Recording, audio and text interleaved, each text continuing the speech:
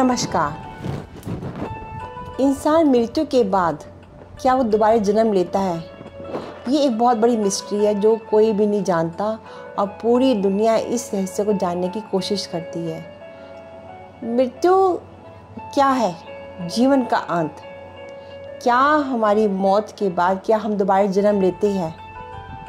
इस बारे में काफ़ी रिसर्च की गई है और लोगों ने माना भी है कि पूर्व जन्म होता है, यानी हमें कुछ अपनी पिछले जन्म की बातें याद भी रहती है।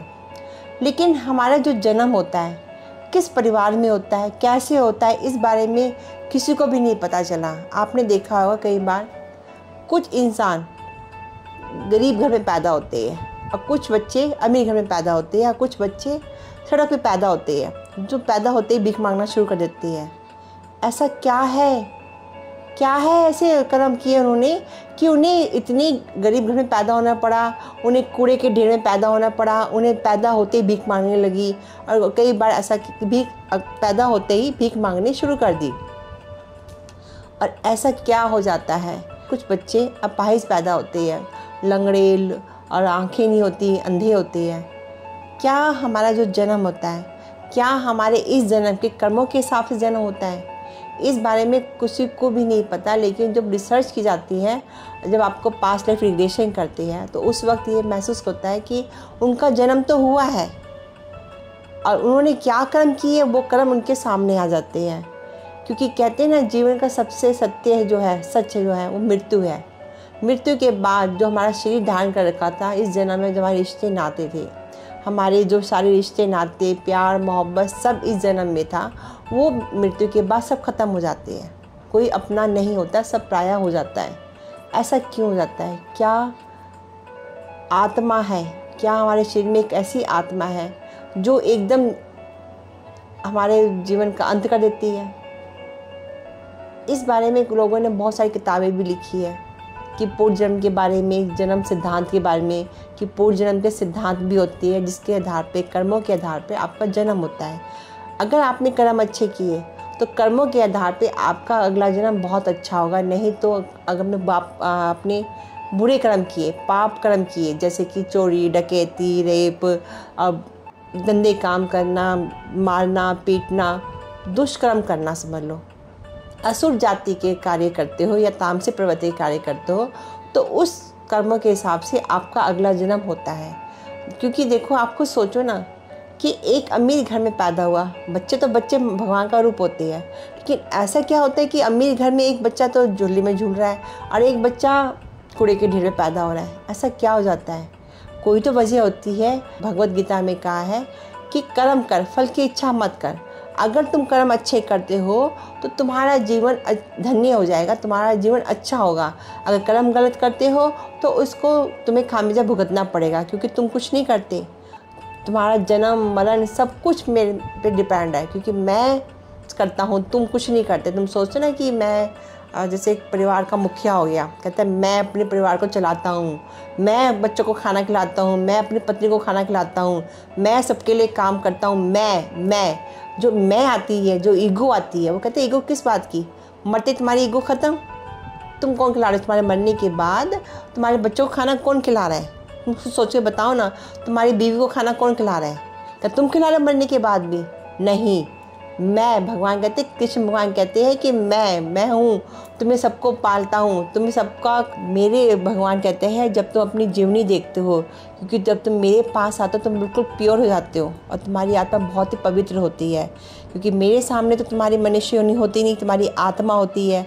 और आत्मा को जब देखते हैं कि मैंने इतने बुरे कर्म किए, मैंने धोखा दिया किसी को, मैंने उसके साथ इतना बुरा काम किया, मैंने उसके साथ ऐसा किया, बहुत तकलीफ़ में होते हो उस टाइम, क्योंकि तुम्हारी आत्मा शुद्ध होती है उस वक्त। तो तुम भगवान से प्रार्थना करते हो कि भगवान, हमने गलतियाँ की और हम अपनी गलतियों को सुधारने के लिए दोबारा से हम मनुष्य योनि में जाना चाहते हैं और उस घर में जन्म लेकर, उस घर में जिसके साथ हमने बुरा किया है उसे माफ़ी मांगना चाहते हैं, अपने पाप कर्म को सुधारना चाहते हैं। तो भगवान फिर सबको एक मौका देता है कि ठीक है, तुम जाओ और जाकर अपने पाप कर्म को, जो तुमने किसी के साथ बुरा किया, रिश्ते नातों के साथ अपने कर्म गलत किए, उस कर्म को सुधारो। लेकिन क्या होता है कि जब मनुष्य योनि में आने के बाद जब जन्म लेते हो, माया के जाल में फंस जाते हो। माया मोह के जाल में फंसने से क्या होता है कि तुम्हारी ज़िंदगी में जो तुम्हारी आत्मा को पता था कि ये इंसान सही है गलत है, लेकिन आप भूल जाते हो और फिर से अपने उसी मोह माया के जाल में फंसकर बुरे कर्म करना शुरू कर देते। इसलिए आप जन्म के आवागमन से छुटकारा नहीं मिलता, आपको मुक्ति नहीं मिलती। और मुक्ति के लिए प्रार्थना करनी पड़ती है, तपस्या करनी पड़ती है, पूजा पाठ करनी पड़ती है, जो इंसान नहीं करता। अपने मतलब के लिए भगवान की पूजा पाठ करता है, कह रहे कि भगवान जी मेरा ये काम करा दो तो मैं आपकी पूजा पाठ करूँगा, मैं ये भोग लगाऊँगा आपको, जाने क्या क्या भगवान को लालच देती है। भगवान हंसता है, कहता अच्छा तू मुझे लालच दे रहा है, तू भूल गया कि तेरा दूसरा जन्म किस बात पे हुआ था। अगर तू इस घर में पैदा हुआ, तूने जो कर्म गलत किए थे उसको सुधार ले। लेकिन इंसान नहीं सुधारता। आत्मा सबकी पवित्र होती है, शुद्ध होती है, और कोई भी गलत काम करते हैं तो आत्मा उस चीज़ को बताती है क्या सही है क्या गलत है। लेकिन क्या होता है, इंसान अपनी अंतर आत्मा को सुनना ही नहीं चाहता। वो कहते हैं नहीं मैं सही हूँ, दुनिया गलत है। अगर अपनी अंतर आत्मा की आवाज़ भी हम सुन लेते ना, तो हमारे जीवन में कभी कोई कष्ट भी नहीं आ सकता, क्योंकि हमारी अंतर आत्मा जानती है क्या सही है क्या गलत है।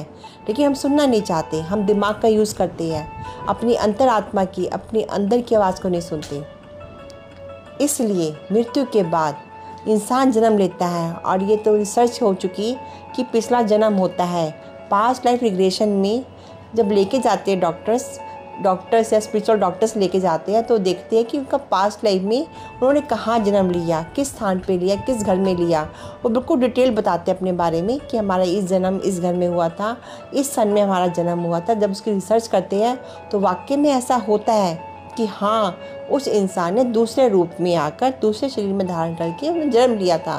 लेकिन इस जन्म में आने के बाद वो इंसान को याद तो नहीं रहता, नहीं है, थोड़ा बहुत याद रहता है। प्रभु की जो इच्छा होती है तभी तो याद रहेगा, नहीं तो कोई याद कर ही नहीं सकता इस चीज़ के लिए। अब एक बात और बताइएगा, सबको पता है मौत निश्चित है। मौत के बारे में कोई भी आज से प्रेडिक्शन नहीं कर पाया। कितने बड़े ज्योतिष हो, कितने बड़े इंसान हो, कोई भी नहीं कर सकता प्रेडिक्शन, क्योंकि मृत्यु सिर्फ भगवान के हाथ में है और जन्म भगवान के हाथ में है। तुम सोच रहे हो कि जन्म डॉक्टर से डिसाइड कर ले कि जन्म इस टाइम पे इस तारीख पे जन्म होना चाहिए, इस समय पे जन्म होना चाहिए, कभी नहीं होता। समय बिल्कुल भी निर्धारित नहीं होता। 2 मिनट 3 मिनट 5 मिनट का हेर फेर हमेशा ही होएगा। आपने डेट तो चुन ली, लेकिन समय आपके बस में नहीं होता, क्योंकि समय को कोई रोक ही नहीं सका। वक्त कभी किसी का हो ही नहीं सकता।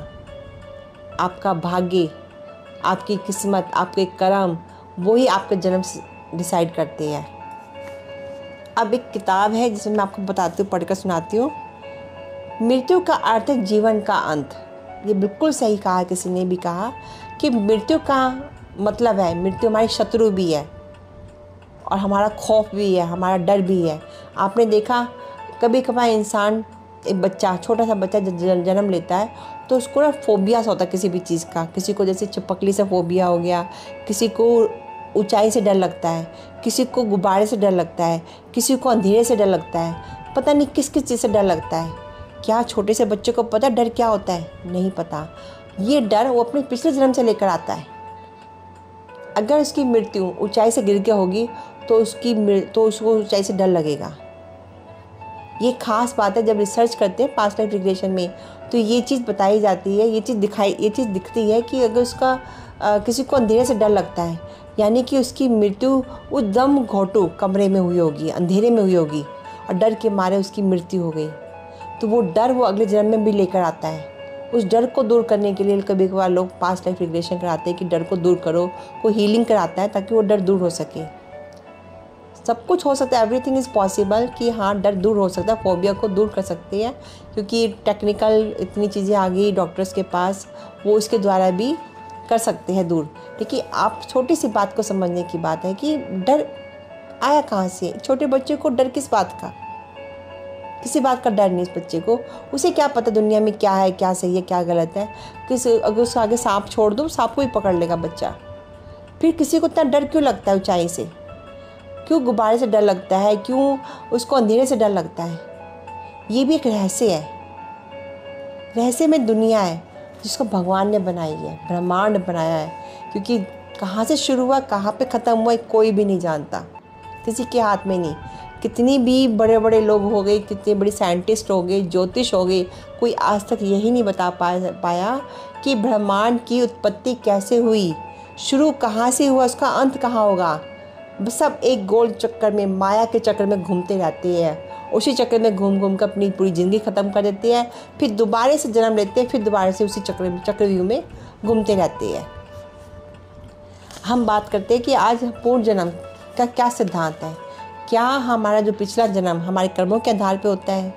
इस बारे में किसी दार्शनिक ने शुक्राचार्य से कहा था कि मुझे विश्वास है पूर्व जन्म एक सत्य है, जीवन की शुरुआत है। मृत लोगों की आत्माएं जो होती है उसका भी अस्तित्व होता है, और वही आत्माएं दूसरा शरीर धारण करके इस संसार में जन्म लेती है। कहते हैं कि अगर आप अपनी नियति को सचमुच अपने वश में लाना चाहते हो तो आपका पूर्व जन्म उसकी विधि को समझना होगा। इतना सरल है ये, लेकिन इतना सरल नहीं लगता। ये कोई मरना ही नहीं चाहता। हम में से अधिकतर चाहेंगे कि वे बिना जुड़ियों के, बिना गठिया के, बिना बीमारी के, बिना सफ़ेद बाल के अपनी पूरी शक्ति के साथ जीवित रहे, जो कि पॉसिबल होता ही नहीं है।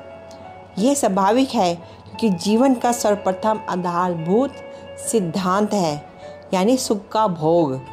काश हम सदा के लिए जीवन के सुखों का भोग कर सके। ऐसा नहीं होता। कितने बड़े योगी होते हैं, अघोरी होते हैं, जो तपस्या करते हैं, लेकिन उसके बाद भी उनकी मृत्यु निश्चित होती है। अमरत्व के लिए, यानी अमर होने के लिए मनुष्य की सनातन खोज बहुत छोटी है, क्योंकि मरने की बात सोचना कोई भी मनुष्य नहीं चाहता, क्योंकि सब जानते हैं हम में से प्रत्येक को मरना है। लेकिन हम में से शायद कभी कोई मृत्यु या मृत्यु के बाद क्या होता है इस विषय में सोचता ज़रूर होगा। 100% सोचते हैं कि मृत्यु के बाद क्या होगा। कुछ लोग कहते हैं कि मृत्यु प्रत्येक वस्तु का अंत है, पर ऐसा नहीं होता। और अन्य कुछ लोगों का मत भी होता है कि उनका यह जीवन जीवनों में से एक है और भविष्य में हम हमेशा जीवित रहेंगे। विश्व की 1/3 से अधिक जनता 1.5 अरब से अधिक पूर्व जन्म के जीवन के अटल तथ्य को स्वीकार करती है। पूर्व जन्म के बारे में कहते हैं कि क्या कोई व्यक्ति तत्काल ही पूर्व जन्म ग्रहण करता है, या धीरे धीरे करता है, या बहुत लंबी समय अवधि के बाद करता है? क्या दूसरे जीवधारी जैसे पशु मानव शरीर में पूर्व जन्म ले सकते हैं? क्या मनुष्य जानवर के रूप में प्रकट हो सकता है? यदि ऐसा है तो क्यों और कैसे? इतने सारे सवाल हमारे दिमाग में चलते हैं। क्या हम सदैव पूर्व जन्म लेते रहते हैं, या ये कहीं समाप्त भी होता होगा पूर्व जन्म? क्या आत्मा सदैव नरक में दुख भोगती है, या अथवा स्वर्ग में सदा के लिए सुख भोग सकती है? क्या हम अपने भावी पूर्व जन्मों को नियंत्रित कर सकते हैं, और कैसे कर सकते हैं? क्या हमारा पूर्व जन्म दूसरे ग्रहों अथवा दूसरे ब्रह्मांडों में संभव है? क्या हमारे सत्कर्म और दुष्कर्म आगे मिलने वाले शरीर के निर्धारण में कोई भूमिका निभाते हैं, या कर्म और पूर्व जन्म का क्या संबंध है? ये बहुत सारे सवाल हमारे दिलो दिमाग में, सबके दिमाग में चलते रहती है। क्या ऐसा होता है? पूर्व जन्म एक ऐसी वास्तविकता है जो मानव नीति के निर्धारण में महत्वपूर्ण भूमिका निभाती है। अब मनुष्य जो है मृत्यु के बारे में जानने की बहुत जिज्ञासा रखता है, क्योंकि मृत्यु एक मिस्ट्रीज है। और मिस्ट्री इसलिए है क्योंकि मृत्यु के बाद कौन कहाँ जाता है, कहाँ पैदा होता है, कोई भी नहीं जानता, क्योंकि मृत्यु हमारे जीवन का अंत है। जीवन का सबसे बड़ा सत्य भी हमारा मृत्यु है। और कभी कभार लोग सोचते हैं हो सकता है दूसरे संसार के लिए हमारी मृत्यु हुई है, दूसरी दुनिया में जाने के लिए हमारे लिए दरवाज़ा खुला है। यदि किसी को पूर्व जन्म के सिद्धांतों को समझना है तो उसे चेतना की आधारभूत धारणा को भौतिक शरीर की रचना करने वाले भौतिक पदार्थ से भिन्न और एक उत्कृष्ट शक्ति के रूप में स्वीकार करना होगा।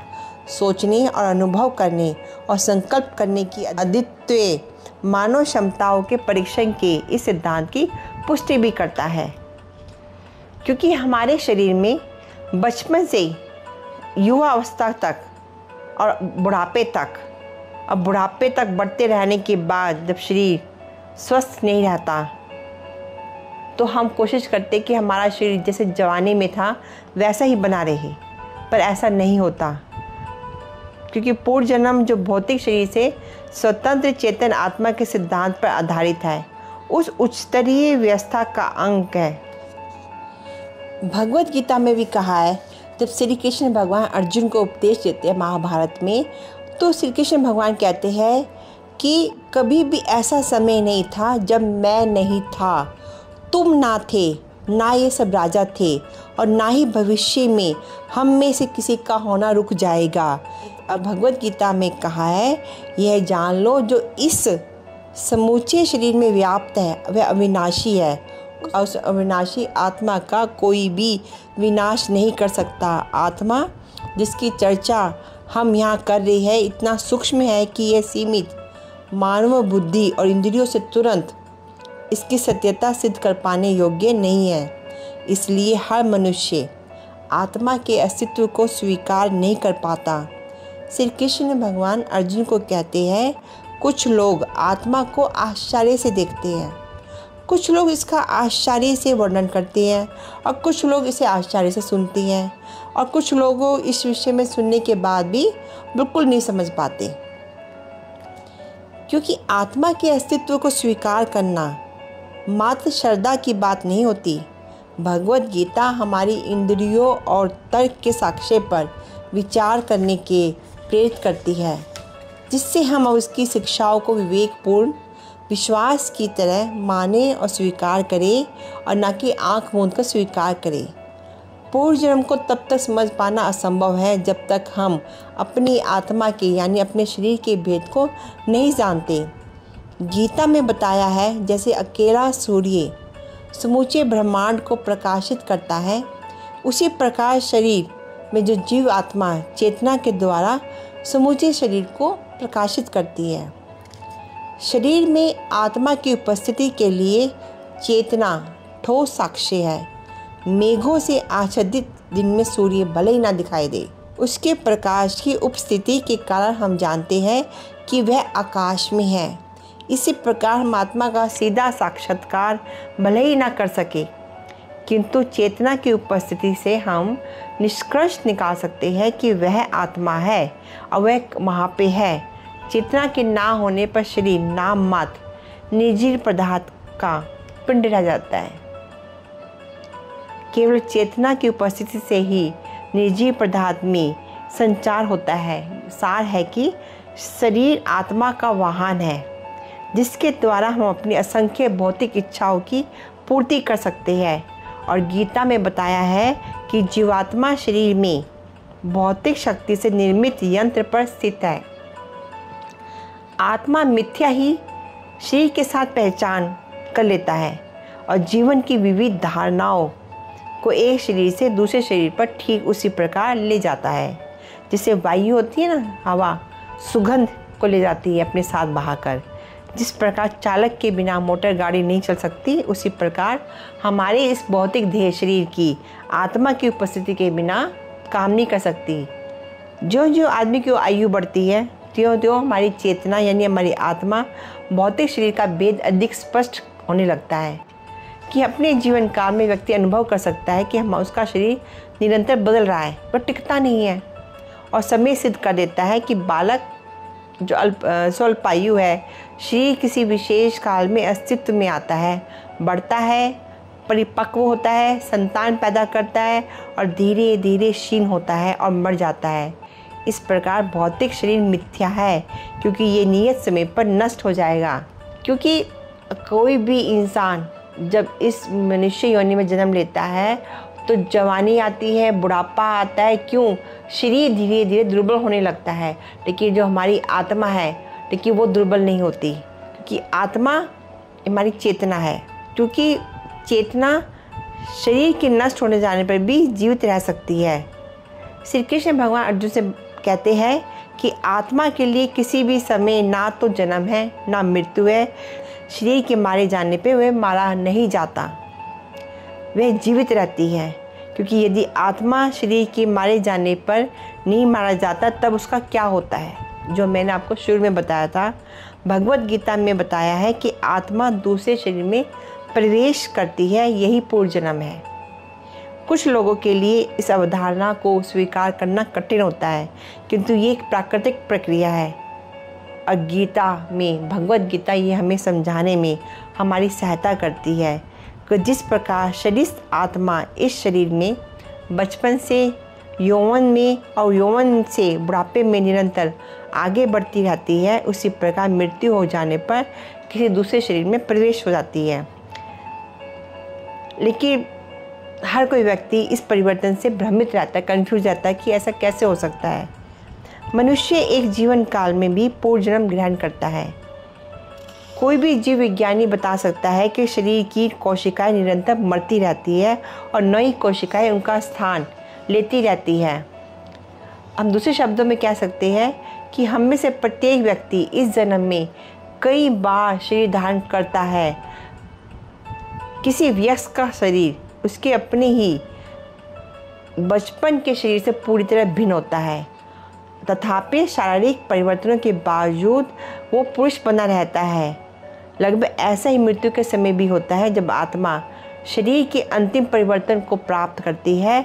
और गीता में बताते हैं कि जिस प्रकार व्यक्ति अपने पुराने वस्त्रों को उतार कर नए वस्त्र धारण करता है, उसी प्रकार आत्मा जीर्ण और निरर्थक शरीर को त्याग कर भौतिक शरीर ग्रहण करती है। इस प्रकार आत्मा जन्म और मृत्यु के अंतहीन चक्र में उलझा रहता है। भगवान अर्जुन से कहते हैं, जिसने जन्म ग्रहण किया है उसकी मृत्यु निश्चित है और मरने के पश्चात उसका जन्म निश्चित है। ये आपने देखा होगा, द्वापर में जब श्री कृष्ण भगवान ने मनुष्य योनि में जन्म लिया था तो उन्हें बताया था, देखो मैं मेरी मृत्यु के बाद ही मैं इस दुनिया से जा सकता हूँ, क्योंकि मैंने इंसान के रूप में, मनुष्य के रूप में जन्म लिया है। जो जन्म लेगा उसकी मृत्यु निश्चित है। और आपको पता होगा, महाभारत के युद्ध के पश्चात भगवान श्री कृष्ण का अपने धाम में जाने का टाइम हुआ था, तो उनको एक शिकारी ने तीर मारा था उनके पैरों के तलुओं पर, ताकि उनसे मृत्यु हो जाए। और आपको पता होगा उसके बाद ही भगवान श्री कृष्ण की मृत्यु हुई। श्री कृष्ण भगवान कहते हैं कि वेदों में जीवों की 84 लाख योनियाँ हैं।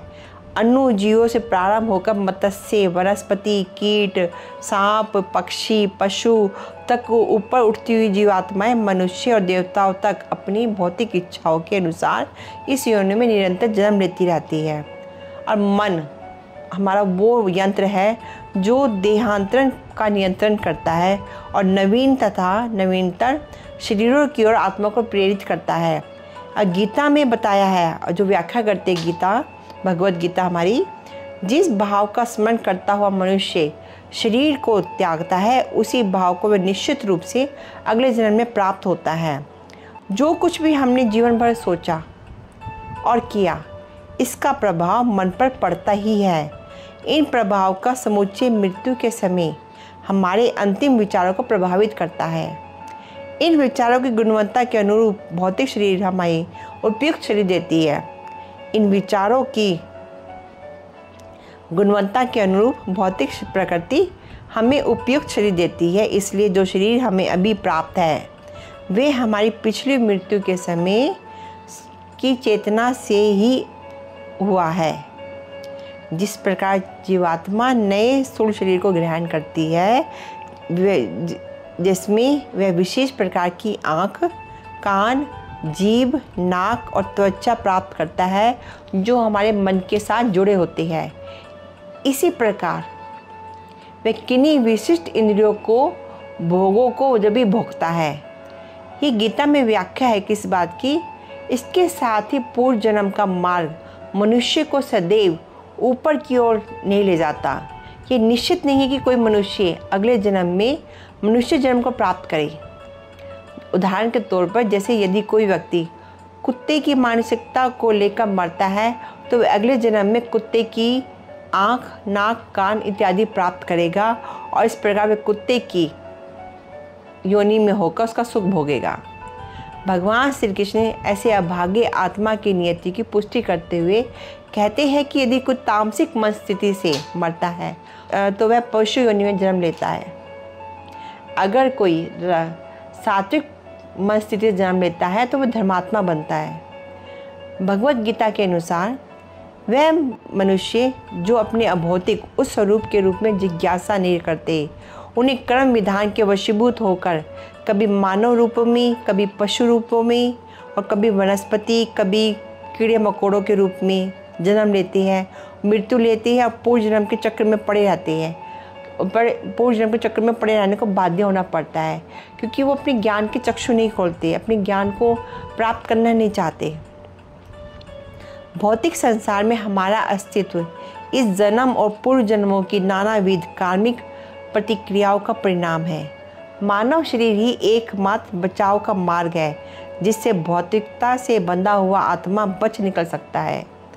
मानव रूप का समुचित उपयोग करके जीवन की सभी समस्याओं, जन्म, मृत्यु, बुढ़ापा, कष्ट का समाधान किया जा सकता है। पूर्व जन्म का अंतहीन चक्र तोड़ा जा सकता है सिर्फ मनुष्य योनि में, किंतु यदि आत्मा मानव धरातल का तक विकास करके केवल इंद्रिय सुखों के कार्यकलापों में व्यस्त रहकर जीवन को नष्ट कर देता है, तो वह अपनी इसी वर्तमान जीवन में आसानी से इतने कर्म संचित कर लेता है कि आगामी सहस्रों वर्षों तक जन्म मृत्यु के चक्र में फंसा रहता है। और पक्का नहीं कि वे सभी जन्म मनुष्य रूप में भी हो, पशु रूप में भी होते, जानवर के रूप में भी होते हैं, क्योंकि इंसान ने मनुष्य योनि में होकर अच्छे कर्म नहीं किए, हमेशा अपने भोग विलास में डूबा रहता है, अपने ऐशो आराम की ज़िंदगी चाहता है और कभी भी भगवान के प्रति उनकी तपस्या पूजा पाठ नहीं करता। भगवान श्री कृष्ण कहते हैं, मूर्ख लोग ये नहीं समझ ही नहीं सकते कि जीव आत्मा इस शरीर से कैसे छुटकारा पा सकता है। ना ही वे समझ पाते कि प्रकृति के गुणों से सम्मोहित रहकर वह किस प्रकार से शरीर का भोग करता है, परंतु वह जिसकी आंखें ज्ञान में दक्ष होती है वह सब देख सकता है। अभ्यास करने वाला अध्यात्मवादी जो आत्म साक्षात्कार में स्थित है वह सब स्पष्ट देख सकते हैं, परंतु जिसके मन का विकास नहीं हुआ है और जो आत्म साक्षात्कार में स्थित नहीं है वे जो कुछ घट रहा है उसे प्रयास करने पर भी नहीं देख पाते हैं। मानव शरीर को प्राप्त भाग्यशाली आत्मा के लिए उचित है कि पूर्व जन्म के सिद्धांतों को समझने के लिए, जन्म मृत्यु की पुनरावृत्ति से मुक्त होने के लिए आत्म साक्षात्कार के प्रति गंभीरता से प्रयत्न करें। ऐसा ना करना हमारे लिए अच्छा नहीं होता। यदि हम अपने इस पुनरागमन शरीर से, इस जन्म से, इस पुनरावृत्ति जीवन से बार बार चक्र से बचना चाहते हैं कि तो हमें भगवान के प्रति नतमस्तक होकर सात्विक जीवन जीकर हम इस चक्रव्यूह से बच सकते हैं, मोहमाया के संसार से हम बच सकते हैं। धन्यवाद। अक्सर इंसान के दिमाग में ये आता है कि हमारे जीवन में इतनी स्ट्रगल क्यों है, हम इतना दुख क्यों भोग रहे हैं, क्या ये जो दुख है, ये जो स्ट्रगल है हमारी लाइफ के अंदर, क्या हमारे पिछले जन्म के कर्मों के हिसाब से है। इसके बारे में बताया है कि क्या वे हमारे पूर्व जन्म में किए गए पापों का परिणाम है। आपने अक्सर देखा होगा कि एक ही दिन में एक ही समय पर दो बालक जन्म लेते हैं। पहले के माता पिता संपन्न और पढ़े लिखे होते हैं और उन्हें वर्षों तक अपनी पहली संतान के आगमन के लिए उत्सुकता के साथ प्रतीक्षा की होती है। उसकी संतान एक लड़का है जो बुद्धिमान, स्वस्थ और मनोहर है, जिसका भविष्य अनेक संभावनाओं से पूर्ण है और निश्चित ही भाग्य उस पर प्रसन्न होगा, तभी तो उसने ऐसे घर में जन्म लिया। और दूसरा बालक पूर्णतः भिन्न जगत में प्रवेश करता है। वह ऐसी माता से पैदा होता है जिसे गर्भधारण की अवधि में ही त्याग दिया जाता है। गरीबी में अपने बीमार नवजात बालक के पालन के लिए उसे किसी उत्साह का अनुभव नहीं होता। वो सोचते कि बच्चा पैदा ही क्यों हुआ। आगे का जीवन कठिनाइयों और तकलीफ़ों से परिपूर्ण होता है। इनसे ऊपर उठना आसान नहीं होता। बहुत ही गरीबी भरा जीवन, अब बहुत ही लाइफ में स्ट्रगल के साथ जीना पड़ता है उस बालक को। संसार में इस प्रकार की विषमताओं से भरा पड़ा है पूरा संसार। बहुधा सबके मन में प्रश्न उठता है कि मेरा पुत्र के साथ ऐसा क्यों हुआ, मैं अपने पुत्र को एक अच्छी ज़िंदगी क्यों नहीं दे सकती। वो लोग भगवान को कोसते हैं कि भगवान कितना निर्दयी है, उन्होंने मुझे ऐसे घर में पैदा किया जहाँ पर मैं अपने जीवन को आगे चलाने में मुझे इतनी कठिनाइयों का सामना करना पड़ेगा। सबसे बड़ी बात है, जो बाहरी रूप से देखने पर एक पुण्य आत्मा होती है, जो धर्मात्मा लोग होते हैं, वो बहुत कष्ट सहरा होता है इसी जीवन में, अर्थात उसने पूर्व जीवनों में किए गए पाप कर्मों का फल भोग रहा होता है। अब देखना, आपने कभी देखा होगा कि बहुत लोग बहुत ही धर्मात्मा होते हैं, बहुत तपस्वी होते हैं, पूजा पाठ करने वाले होते हैं, लेकिन उनके जीवन में बहुत ही कष्ट होता है, उनके परिवार में भी बहुत कष्ट होता है, बीमार रहते हैं 24 घंटे। उनको समझ में नहीं आता वो क्या करें, उन्होंने ऐसा कौन सा कर्म कर दिया कि उन्हें ये जीवन इतना कष्ट में उनका जीवन हो गया। तो ये भी होता है कि आपको लगता है कि आपने इस जन्म में तो अच्छे कर्म किए, लेकिन पिछले जन्म में किया था उसका भुगतान आपको इस जन्म में करना पड़ता है। यही सत्य होता है। और कहते हैं कि हमारे कर्मों की तुलना बीजों से की जाती है। प्रारंभ में इन कर्मों को संपन्न किया जाता है, फिर इसको बोया जाता है और समय आने पर धीरे धीरे फल देने शुरू करते हैं। उसकी परिणामी प्रतिक्रिया प्रकट होने लगती है। इस प्रकार प्रत्येक जीव के लिए सुखद और दुखद दोनों प्रतिक्रिया